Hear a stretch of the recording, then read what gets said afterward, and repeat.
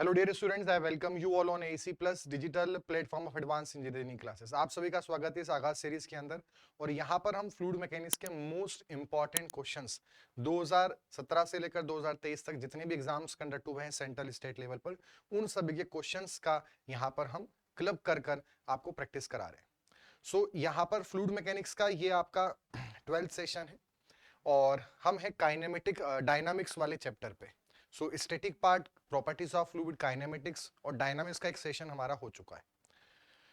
So this is our session number 12 and unit number 4 fluid dynamics. तो start करते हैं इस सेशन को। सबसे पहला क्वेश्चन है, it is necessary to estimate the discharge in a natural stream having a width of 2.5 meter and an average depth of flow of 1 meter. Which of the following flow equipment can be used for the determination of flow velocity? एक natural stream है, मतलब open channel flow है और उसमें flow velocity निकालना है। कौन सा इक्विपमेंट, इंस्ट्रूमेंट यूज कर सकते हैं? Piezometer, current meter, venturimeter, orifice meter. तो ये मैंने बताया था आपको प्रीवियस सेशन में कि फ्लो वेलोसिटी के लिए हम प्राइस का करंट मीटर यूज करते हैं और फ्लो वेलोसिटी निकालने के लिए हमारे पास ओपन चैनल फ्लो में यूनिफॉर्म फ्लो अगर है, कैसा फ्लो है? यूनिफॉर्म फ्लो अगर है, मतलब फ्लो पैरामीटर में स्पेस के साथ चेंज नहीं आ रहे हैं, तो हमारे पास दो इक्वेशन होती हैं। एक होती है चेजिस इक्वेशन और दूसरी होती है मैनिंग्स इक्वेशन। मैनिंग्स इक्वेशन, जो चेजिस इक्वेशन है वो है v equal to C under root M I. M है हाइड्रोलिक मीन डेप्थ या हाइड्रोलिक रेडियस और इसका फॉर्मूला होता है वेटेड एरिया के अपॉन में वेटेड पेरीमीटर। आई होता है बेड स्लोप, सी है चेजिस कांस्टेंट और डिस्चार्ज का फॉर्मूला होगा Q बराबर AC under root M I. यहां पर जो मेनिंग्स इक्वेशन है उसमें वेलोसिटी की इक्वेशन है v equal to 1/n r to the power 2/3 s to the power half और जो डिस्चार्ज है वो है 1/n into a into r to the power 2/3 s to the power half। s bed slope है, r again r, m और r दोनों एक ही चीज होते हैं। m है हाइड्रोलिक मीन डेप्थ, इसलिए सिंबल स्मॉल m है और हाइड्रोलिक रेडियस भी यही होता है, wetted area upon wetted perimeter. और इसमें जो चेजिस कांस्टेंट का रिलेशन है डार्सी विस्बेक फ्रिक्शन फैक्टर के साथ, वो है c equal to under root 8g के अपॉन में f, 8g के अपॉन में f। और वहीं पर जो चेजिस और मेनिंग्स का रिलेशन है वो होता है c equal to 1/n r की पावर 1/6, r की पावर 1/6। तो ये चेजिस और फ्रिक्शन कोएफिशिएंट का रिलेशन, फ्रिक्शन फैक्टर का रिलेशन है डार्सी वाले का, और ये चेजिस और मेनिंग्स का रिलेशन है। तो इतना आप इसमें से ध्यान रखें। नेक्स्ट हमारे पास है open circular tank of 30 centimetre diameter.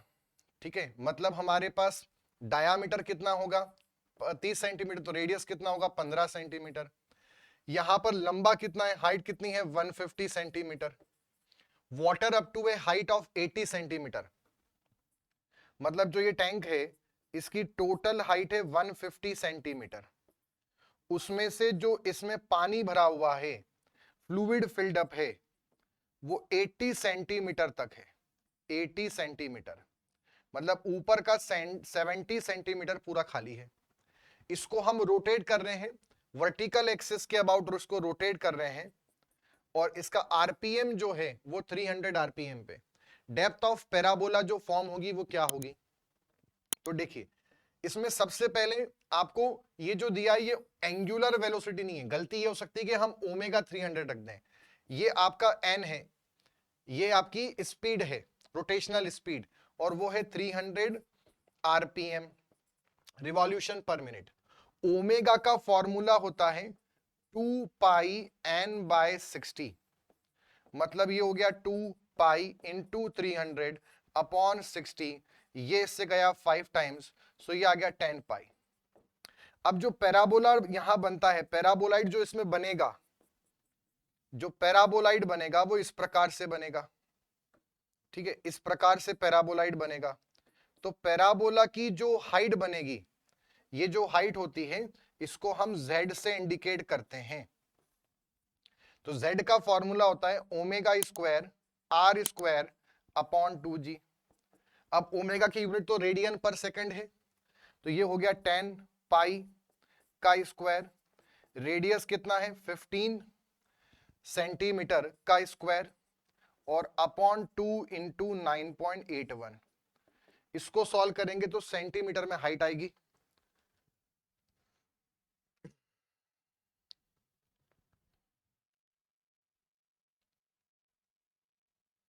इसको सॉल्व किया तो आंसर आ रहा है 11318.35, है ना। ये हमारे पास z की वैल्यू आ रही है,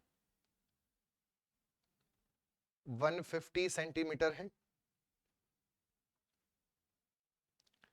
30 सेंटीमीटर है, रेडियस ये हो गई, और ओमेगा हमारे पास हो जाएगा 5 omega square r square upon 2 into जी।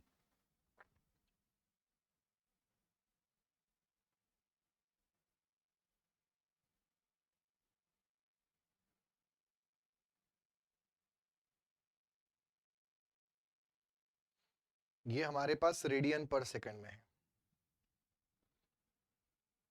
अच्छा, हमने एक और चीज यहाँ पे ध्यान रखना है, जी हम 9.81 नहीं रखेंगे, हमने सब सेंटीमीटर में रखा है, तो जी रखना पड़ेगा 981।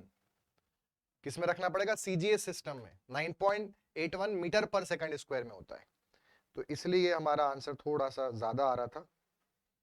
Pi square into 15 square divide by 2 into 981, 113.18 centimetre, जो कि 150 सेंटीमीटर से कम है। इस 150 से कम है, इसका मतलब ये हमारा आंसर हो सकता है, करेक्ट आंसर है। अगर ये 150 से ज्यादा होता तो आंसर हमारा फिर हमें चेंज करना पड़ता। तो ये कितना आ रहा है? 113.18 centimetre. So this will be the correct answer. Next is the nature of the path flow of a free stream emanating from the nozzle. अगर किसी भी नोजल से फ्लूइड बाहर निकल रहा है, इजेक्ट आउट हो रहा है, तो उसकी जो ट्रेजेक्टरी बनती है, क्या बनती है? ट्रेजेक्टरी। इसको हम बोलते हैं ट्रेजेक्टरी। तो ये जो ट्रेजेक्टरी बनती है किस शेप को फॉलो करती है? तो ट्रेजेक्टरी पैराबोलिक शेप को फॉलो करती है। किस शेप को फॉलो करती है? Parabolic shape, parabolic shape. तो इसलिए इसका सही आंसर क्या होगा? Parabolic, A option. Simple question है। Next is the linear velocity of body rotating at omega radian per second, omega radian per second along a circular path of radius r. अगर कोई fluid particle r radius पे angular velocity omega से rotate कर रहा है, तो उसकी जो लीनियर वेलोसिटी होती है, टेंजेंशियल जो होती है, उसका फॉर्मूला होता है v बराबर ओमेगा इंटू आर। सो हमें रोटेशनल स्पीड दे रखी है, लीनियर पूछा है, तो ये हमें यहाँ पे ओमेगा कर देते हैं ऑप्शन में ना, वो सिंबल गलत वहां पे प्रिंट हो गया है। तो उसका सही आंसर क्या बनेगा? ओमेगा अपॉन आर, या ओमेगा इंटू आर, या ओमेगा स्क्वायर अपॉन आर, या ओमेगा स्क्वायर आर। तो सही आंसर होगा B option, omega into R. v बराबर ओमेगा आर, ओमेगा बराबर v by R. Next is which of this equation of motion satisfies the statement for flow compressibility? Flow compressibility के लिए कौन सी हमारे पास equation है, कौन सी फ्लो कंप्रेसिबिलिटी को यहां पे सेटिस्फाई करती है? तो देखिए इसमें सबसे पहले तो हमारे पास न्यूटन इक्वेशन थी, जिसमें सारे फोर्स कंसीडर किए जाते हैं, pressure plus gravity plus viscous plus turbulence plus elastic plus surface tension बराबर इनर्शिया फोर्स। ठीक है, पर अगर हम कंप्रेसिबल फोर्स, इलास्टिक फोर्स और सरफेस टेंशन फोर्स को जीरो मान ले, तो हमारे पास इक्वेशन बनेगी pressure plus gravity plus viscous plus turbulence बराबर इनर्शिया फोर्स, और यही हमारे पास क्या बनेगी? Reynolds equation. Reynolds equation, Reynolds equation. तो रेनॉल्ड्स इक्वेशन में हम इलास्टिक फोर्स कंसीडर नहीं करते। फ्लो कंप्रेसिबिलिटी मतलब जिसमें compressible force, elastic force consider किया गया है, वो इक्वेशन हमारे पास कौन सी है? न्यूटन इक्वेशन है। तो उसका सही आंसर क्या होगा? C answer. बट इसका एग्जाम ने जो आंसर माना था वो रेनॉल्ड्स इक्वेशन माना था, जो कि गलत है। सही आंसर क्या होगा? Newton equation. Flow compressibility, compressible force है मतलब इलास्टिक फोर्स है, तो इलास्टिक फोर्स हमने न्यूटन इक्वेशन में माना है। फिर इसके बाद बनती है नावियर स्टोक, उसने टर्ब्यूलेंस को जीरो माना था, तो वो सिर्फ विस्कस फोर्स के लिए। और उसके बाद आया था आइलर, उसने विस्कस को भी जीरो माना था। आयलर इक्वेशन है प्रेशर प्लस ग्रेविटी बराबर इनर्शिया, इसलिए सही आंसर क्या होगा, न्यूटन्स इक्वेशन ऑफ मोशन। यहां पर ये आंसर जो दिया है गलत है, सही आंसर क्या होगा, Newton's equation of motion. Bernoulli's theorem deals with the principle of conservation of, जो कंटिन्यूटी इक्वेशन है वो हमारे पास किस पर बेस्ड है, कंजर्वेशन ऑफ मास पर। बर्नौली किस पर बेस्ड है, कंजर्वेशन ऑफ एनर्जी पर। और आयलर्स इक्वेशन किस पर बेस्ड है, conservation of momentum, conservation of momentum. Bernoulli based है कंजर्वेशन ऑफ एनर्जी पर, और कंटिन्यूटी बेस्ड है कंजर्वेशन ऑफ मास। तो इसका सही आंसर हमारे पास क्या होगा, principle of conservation of energy. Mass flow पर कंटिन्यूटी इक्वेशन है, मोमेंटम पर आयलर है, बोथ एनर्जी एंड मास दोनों पे एक साथ नहीं है, ये सिर्फ एनर्जी पर बेस्ड है। Next, in order to measure the flow with venturimeter it is installed in, venturimeter से अगर हमें डिस्चार्ज निकालना है तो इसमें जो एक्चुअल डिस्चार्ज का फॉर्मूला होता है वो होता है CD into A1 A2 upon under root A1 square minus A2 square under root 2GH। इसमें कहीं भी थीटा नहीं आ रहा है, it is independent of theta, मतलब कि आपका जो वेंचुरीमीटर है वो पाइप में आपने कैसे लगा रखा है, क्या इंक्लिनेशन है, उस पर डिपेंड नहीं करता। ऑप्शन क्या है कि हॉरिजॉन्टल में ही, लाइन में ही हो सकता है, इंक्लाइंड में ऊपर की तरफ फ्लो होना चाहिए, इंक्लाइंड में नीचे की तरफ होना चाहिए, या किसी भी डायरेक्शन में किसी भी जगह पे हो। तो इसमें कोई लोकेशन से कोई मतलब ही नहीं है, इसलिए सही आंसर क्या होगा, डी ऑप्शन। यहां पर A1 क्या है, एरिया ऑफ पाइप, A2 क्या है, एरिया ऑफ थ्रॉट सेक्शन, और H जो है वो कहलाता है आपका डिफरेंशियल हेड, डिफरेंशियल हेड, जो कि होता है पहले पॉइंट पे पीजोमेट्रिक हेड का सम, और दूसरे पॉइंट पे पीजोमेट्रिक हेड का जो सम है रो जी, ठीक है, उनका डिफरेंस, उसको हम बोलते हैं डिफरेंशियल हेड। और इसके अंदर यहां पर जो हमारे पास ये H है, इसका फॉर्मूला क्या है, H बराबर x रो एम बाय रो माइनस 1। ये मैनोमीटर से इसकी रीडिंग निकालते हैं, x है 1 माइनस रो एम बाय रो, और एक और फॉर्मूला H बराबर x। ये फॉर्मूला पीजोमीटर अगर लगाएंगे तो H बराबर x है, और x है डिफरेंशियल रीडिंग। अगर मैनोमीटर लगाएंगे तो ये फॉर्मूला है, उसमें भी अगर मैनोमेट्रिक फ्लूइड भारी और फ्लोइंग फ्लूइड हल्का तो ये इक्वेशन, और मैनोमेट्रिक फ्लूइड हल्का है और फ्लोइंग फ्लूइड भारी है तो ये वाली इक्वेशन चलेगी।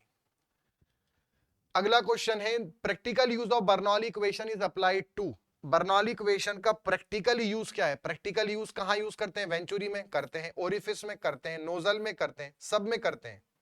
इवन पिटॉट ट्यूब के अंदर भी बर्नौली इक्वेशन यूज होती है।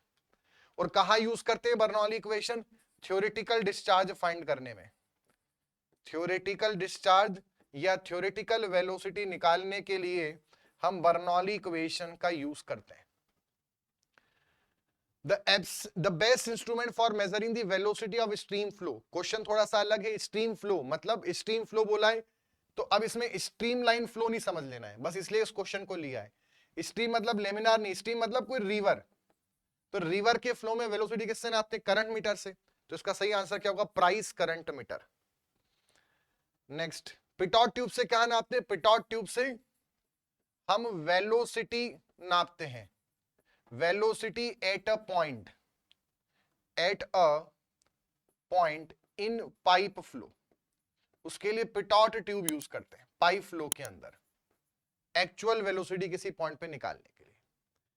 At vena contracta the jet has the minimum area of cross section and so the velocity of liquid at this section will be। देखिए अगर हमारे पास कोई रिजर्वायर है और इसमें यहां तक कोई फ्लूइड फिल्ड है और यहां पर एक ओरिफिस है, स्मॉल होल है, और ये इसमें पूरा यहां पे फ्लूइड फिल है, तो इसके सेंटर से जो यहां पर हाइट है ये h है, ठीक, तो इसमें जो फ्लो ऐसे बाहर इजेक्ट होगा, ये जो फ्लो ऐसे इजेक्ट होगा, तो इस केस में क्या होगा कि ये एग्जैक्टली ऐसा नहीं होता है, एग्जैक्टली इस प्रकार से होता है कि पहले जो फ्लो होता है वो अपने आप को कॉन्वर्ज करता है मैक्सिमम, और फिर उसके बाद यहां पे फ्लो होता है। तो मतलब यहां पर जो आपका एरिया है वो एरिया ऑफ ओरिफिस है, यहां पर जहां मिनिमम एरिया है वहां बनता है वेना कॉन्ट्रैक्टा। वेना कॉन्ट्रैक्टा जहां मैक्सिमम कॉन्ट्रैक्शन हो, वेना मतलब फ्लूइड, कॉन्ट्रैक्टा मतलब फ्लूइड कॉन्ट्रैक्शन, और ये कहलाता है एवी, या इसको हम ऐसे भी बोल सकते हैं। तो सीसी जो होता है कोएफिशिएंट ऑफ कॉन्ट्रैक्शन, वो होता है area of vena contract to the area of orifice, ठीक है। और इसको हम V O, velocity at orifice upon velocity at vena contracta भी बोल सकते हैं। अब चूंकि कंटिन्यूटी इक्वेशन लगा, यहां पर एरिया जो है वो सबसे मिनिमम है, तो इस पूरे ओरिफिस में वेलोसिटी कॉन्ट्रैक्टा पर सबसे मैक्सिमम होगी, ठीक है। तो इसका सही आंसर क्या होगा, वेलोसिटी क्या होगी, तो वेलोसिटी भैया सबसे मैक्सिमम होगी। और दूसरा एक और टर्म आता है यहाँ पे सीवी, सीवी क्या होता है, actual velocity upon theoretical velocity का रेशियो, वो सीवी होता है। और सीडी क्या होता है ओरिफिस के अंदर, सीडी होता है थ्योरेटिकल एक्चुअल डिस्चार्ज के अपॉन में theoretical discharge. Next is Cipolletti weir is the trapezoidal weir having slide slope S. देखो वियर भी हमारे पास अलग अलग प्रकार की होती है, एक होती है रेक्टेंगुलर वियर, रेक्टेंगुलर वियर, एक होती है हमारे पास ट्राइंगुलर वियर, एक होती है हमारे पास ट्रेपेजॉइडल वियर, ट्रेपेजॉइडल वियर, और एक और होती है सीपोलेटी वियर। अब ये सीपोलेटी वियर क्या होती है, सीपोलेटी वियर उस ट्रेपेजॉइडल वियर को बोलेंगे, उस ट्रेपेजॉइडल वियर को बोलेंगे जिसका जो साइड स्लोप है वो 1:4 हो। अगर साइड स्लोप कुछ भी हो तो वो ट्रेपेजॉइडल कहलाएगी, बट साइड स्लोप 1:4 हो जाए तो वो सीपोलिटी बन जाती है, मतलब साइड स्लोप 1 हॉरिजॉन्टल 4 वर्टिकल, ठीक है। इसमें एक और चीज आप ध्यान रखना, रेक्टेंगुलर वियर के अंदर डिस्चार्ज का फॉर्मूला होता है 2/3 CD L√2G H⁻3/2। वहीं पर ट्राइंगुलर के अंदर फॉर्मूला होता है 8/15 CD tan(θ/2 H⁻5/2। और ट्रेपेजॉइडल में होता है रेक्टेंगल का फॉर्मूला भी लगा दो प्लस ट्राइंगुलर का फॉर्मूला भी लगा दो। इसमें ये पूछते हैं सबसे बेस्ट वियर कौन सी है, तो सबसे बेस्ट जो होती है वो ट्राइंगुलर वियर होती है, क्योंकि उसमें वेंटिलेशन देने की जरूरत नहीं पड़ती, पहला रीजन। दूसरा, वो स्मॉल डिस्चार्ज के लिए यूज कर सकते हैं। अगला कॉन्सेप्ट, उसमें डिस्चार्ज जो है वो सिर्फ एंगल पे डिपेंड करता है, वर्टेक्स एंगल। जैसे ये आपका ट्राइंगुलर वियर है तो ये जो एंगल है ये θ/2 है। जो रेक्टेंगल वियर है उस वियर की वो हाइट पे तो डिपेंड कर रहा है, बट साथ में उसकी जो विड्थ है यानी जो लंबाई है वियर की उस पर भी डिपेंड कर रहा है। तो दो चीज का फंक्शन है, दो चीज पता होंगी, तो इसलिए ये इसे निकालना आसान होता है, डिस्चार्ज कैलकुलेट करना आसान होता है, इजी होता है, स्मॉल डिस्चार्ज के लिए यूज कर सकते हैं, और ट्राइंगुलेशन की जरूरत नहीं पड़ती, वेंटिलेशन की जरूरत नहीं पड़ती, इसलिए ट्राइंगुलर वियर बेस्ट मानी जाती है as compare to rectangle. Next, तो ये आपका सिपोलिटी वियर का मैंने डायग्राम भी यहाँ पे दिया है 1:4 वाली, ठीक है। अगर कोई वियर है उसमें जो वियर, ये वियर का टॉप पॉइंट है, इसे क्रेस्ट बोलते हैं, ये अप स्ट्रीम साइड है और ये डाउन स्ट्रीम साइड है। तो अगर डाउन स्ट्रीम साइड में पानी क्रेस्ट के ऊपर है तो उसे सबमर्ज्ड वियर बोलते हैं या ड्राउन्ड wear. A weird which is water level on down stream side is above the crest is called submerged wear और ड्राउन्ड वियर, डूबी हुई है। Seapolity weir is a trapezoidal weir having side slope 1 horizontal 4 vertical. The purpose of the slope of the side is to obtain an increased discharge through triangular portion. ऐसा slope इसलिए रहता था कि discharge बढ़े, ये भी पूछ सकते हैं ऐसा क्यों रखते हैं, to increase discharge through triangular portion which otherwise would have been decreased due to end contraction. तो ये भी बोल सकते हैं कि एंड में, कोने में जो कॉन्ट्रैक्शन होंगे उसको रिड्यूस करने के लिए हम ये वाली यूज करते हैं। Select the correct assumption of Bernoulli's equation. Bernoulli equation में कौन कौन से असम्पशन है, पहला आपका विस्कस फोर्स 0 होना चाहिए, यानी फ्लूइड या तो आइडियल हो, या तो आइडियल फ्लूइड हो, या तो फिर आइडियल फ्लूइड फ्लो हो, ideal fluid flow, ideal fluid के जैसा फ्लो हो। दूसरा है फ्लो स्टेडी होना चाहिए। एक और असम्पशन है फ्लो इनकम्प्रेसिबल होना चाहिए। इनकंप्रेसिबल फ्लो में ही बर्नौली इक्वेशन लगेगी। अगला, या तो फ्लो आपका इरोटेशनल हो, या तो फ्लो इरोटेशनल हो, और आइदर अगर इरोटेशनल नहीं है तो अलोंग सेम स्ट्रीम लाइन हो, अलोंग सेम स्ट्रीम लाइन हो। और एक और अजम्पशन होता है इसमें, स्ट्रीम लाइंड फ्लो होना चाहिए, स्ट्रीम लाइंड फ्लो होना चाहिए, स्ट्रीम लाइंड फ्लो होना चाहिए। सो स्टेडी ये तो हो नहीं सकता, सी वाला ऑप्शन अनस्टेडी है। नॉन यूनिफॉर्म ये भी गलत है, यूनिफॉर्म फ्लो होना चाहिए, एक और असम्पशन है। ये बोल रहा है स्टेडी यूनिफॉर्म इरोटेशन, कंप्रेसिबल नहीं होना चाहिए, इनकंप्रेसिबल। तो फिर ए सही है, स्टेडी है सही है, uniform irrotational incompressible along the stream line, तो एकदम ए वाला सही स्टेटमेंट है। अगला है CD, CC, CV are the coefficient of discharge, coefficient of velocity and coefficient of contraction of an orifice. Then तो इसमें ध्यान रखना, पहले तो CD की वैल्यू क्या होती है, CD की जो वैल्यू होती है, CD का जो फॉर्मूला होता है वो होता है CC इंटू CV। तो हमारे पास सही ऑप्शन क्या बनेगा, ए ऑप्शन। दूसरा, CD जो होता है इसकी वैल्यू होती है 0.62 से लेकर 0.65 तक। वहीं पे CC का जो फॉर्मूला होता है वो होता है पाई अपॉन पाई प्लस 2, ये भी for sharp edge orifice, sharp edge orifice. और इसकी वैल्यू आती है 0.60 से लेकर 0.62 तक। और CV का जो फॉर्मूला होता है वो होता है x के अपॉन में 2 अंडर रूट वाई एच, है ना। जो भी हमारा ओरिफिस है, यहां से जब फ्लो गिरेगा तो हम जिस सरफेस पे एक्सपेरिमेंट करते हैं, एक्सपेरिमेंटल फॉर्मूला है ये, तो कितना दूर गया वो पैराबोलिक ट्रेजेक्टरी वो x मानते हैं, कितना नीचे गया वो हम y मानते हैं। और जो कंटेनर था उसमें जो हेड था, टोटल हेड अवेलेबल पानी का, मतलब फ्री सरफेस की हाइट ओरिफिस के सेंटर से, वो कैपिटल H होता है। तो उससे हम ये CV निकाल सकते हैं। और CV की वैल्यू जो आती है वो 0.95 से 0.99 के बीच आती है। मतलब अगर शार्प एज ओरिफिस की बात करें तो उसमें CV सबसे बड़ा होगा, फिर CD होगा, फिर CC होगा। और वहीं पर अगर बेल माउथेड ओरिफिस की बात करें तो बेल माउथेड ओरिफिस में CC1 बन जाता है, क्योंकि कोई कॉन्ट्रैक्शन नहीं हो रहा है। तो CC की वैल्यू 1 होती है बेल माउथेड के अंदर, ठीक है। तो अगर CC1 बन जाएगा तो सबसे बड़ा वो हो जाएगा, और फिर CV तो वही होना है 0.95 टू 99। तो उस केस में हम ये बोल सकते हैं कि जो आपका CC है वो सबसे बड़ा है, और फिर CV और CD है, CV और CD एक हो जाएंगे, क्योंकि CD बराबर CC इंटू CV, तो CC हो गया 1, तो CV और CD एक हो गए। तो सबसे बड़ा CV हो गया, फिर CB होगा, फिर CD, दोनों बराबर हो गए। सो बच्चों ये था हमारा सेशन फ्लूइड डायनामिक्स के पोर्शन के ऊपर। और अब हम यहां पर मिलेंगे नेक्स्ट सेशन में, जिसके और कुछ क्वेश्चंस हम डायनामिक्स के स्टार्ट करेंगे। तो मिलते हैं नेक्स्ट सेशन के अंदर। अगर आप लोग डिटेल में पढ़ना चाहते हैं from basic to advance different exams के लिए, तो ऑल एज एग्जाम्स के लिए, सभी एग्जाम्स, स्टेट एज एग्जाम्स के लिए विजय बैच लाइव बैच आपके पास अवेलेबल है।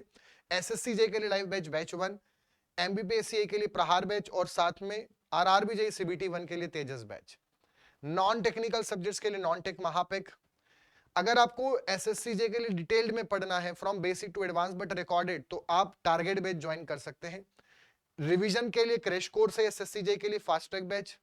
और अगर आपको क्वेश्चन प्रैक्टिस करना है तो उसके लिए है आपके पास Abhyas batch for JEE exams and Abhyas plus for all age exams. इसमें टोटल 5000 ऑफ क्वेश्चंस है, और इसमें 8000 ऑफ क्वेश्चंस है। अगर आप यहां पर MP सब इंजीनियर एग्जाम की प्रिपरेशन करना चाहते हैं तो OPN 3 बैच अवेलेबल है। प्राइसिंग आपको यहां शो हो रही है, फ्री टेस्ट सीरीज है, वीडियोस को आप डाउनलोड कर सकते हैं, PDF डाउनलोड कर सकते हैं, टेक नॉन टेक पूरा कवर होगा। 250 प्लस टेस्ट सीरीज आपको प्रोवाइड की जाएगी, लगभग 20,000 प्लस क्वेश्चन इसमें है, एज पर the syllabus of the Vyapam sub engineer exam. Recorded videos आपको मिलेंगे 24/7, आप देख सकते हैं, मोबाइल में डाउनलोड कर कर भी देख सकते हैं, लैपटॉप पे भी देख सकते हैं, और अलग अलग वैलिडिटी है, जैसा आपको प्राइसिंग चाहिए, मतलब वैलिडिटी चाहिए वैसा आपको मिल जाएगा। 1 ईयर का भी है और 1.5 साल का भी। अगर आप आरआरबी जेई की सीबीटी 1 सीबीटी 2 एक साथ प्रिपेयर करना चाहते हैं तो उसके लिए बैच है हमारे पास एक्सप्रेस बैच, जिसमें 500 प्लस टेस्ट सीरीज है, टोटल 25,000 ऑफ क्वेश्चंस, वही सारे फीचर्स हैं और इसका भी कोर्स प्राइसिंग यहां पर मेंशन्ड है। सिंगल सिंगल कोर्सेज आपको देखना है तो उसके लिए सिंगल सिंगल कोर्सेज भी अवेलेबल हैं, सिंगल सिंगल सब्जेक्ट्स के, पहले उनको ज्वाइन कर सकते हैं। 100-150 रुपीज बहुत मिनिमम प्राइसिंग है, फिर आपको दूसरा कोर्स लेना चाहे तो वो भी ले सकते हैं। तो एप्लीकेशन को डाउनलोड करें और इस सेशन की पीडीएफ आपको इस ऑफिशियल टेलीग्राम चैनल पे मिलेगी, जिसका लिंक डिस्क्रिप्शन में अंदर अवेलेबल है। एप्लीकेशन कहां से डाउनलोड करेंगे? कुछ कारणवश अभी एप्लीकेशन प्ले स्टोर पे अवेलेबल नहीं है due to the policy of the Google, कुछ पॉलिसी में चेंजेस हुआ है और एप्लीकेशन जल्द ही प्ले स्टोर पे वापस से रिस्टोर होगी। तब तक के लिए इस वीडियो के लिंक में ही हमने एप्लीकेशन की लिंक दे रखी है एपीके फाइल की, उसको आप डाउनलोड करके अपना कोर्सेज चेक कर सकते हो, प्रिपरेशन को स्टार्ट कर सकते हैं। तो मिलते हैं अगले सेशन में, तब तक के लिए goodbye and take care.